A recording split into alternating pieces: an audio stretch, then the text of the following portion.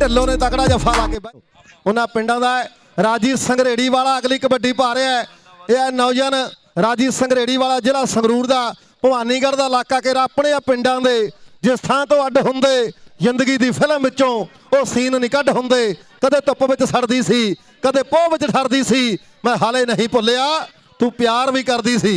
यह नौजवान साडे पिंडों का पर उधरले पासे फिर होया मुकाबला राजी संघरेड़ी की पई रेड लो लगता है जफा। यह नौजवान इस समय चांद शान ढिल्लों ने तगड़ा जफा ला के बहजा बहजा करवा दी है। नंजा चक करी वाला पिंड है मेरे वीरो, ननकाना साहब की धरती है मुंडे लहंदे पंजाब सैफी लंबर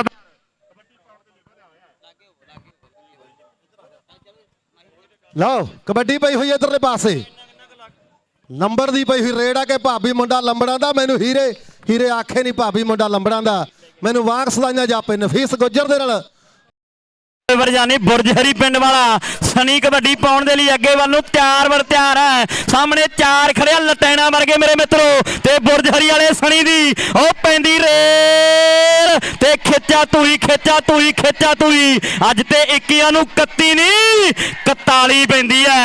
रूड़े के वाले 21 नूं 31 नहीं 41 पैंदी है 41 पैंदी है। प्रीत भाऊ कहना भी ऐन नज़ारा वधिया पिया है खेड मैदान दे वधिया लगदी। एक बारी ताड़ियां जोरदार मार दो मेरे वीरो।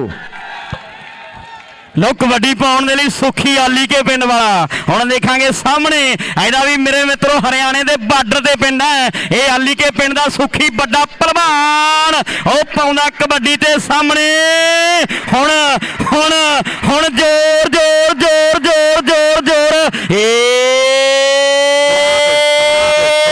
कबड्डी कबड्डी कबड्डी कबड्डी कबड्डी कबड्डी कबड्डी ओए की हाल चाल है मलेशिया चार जाफी रजी गोंदल दे चार जाफी इस वेले और भाई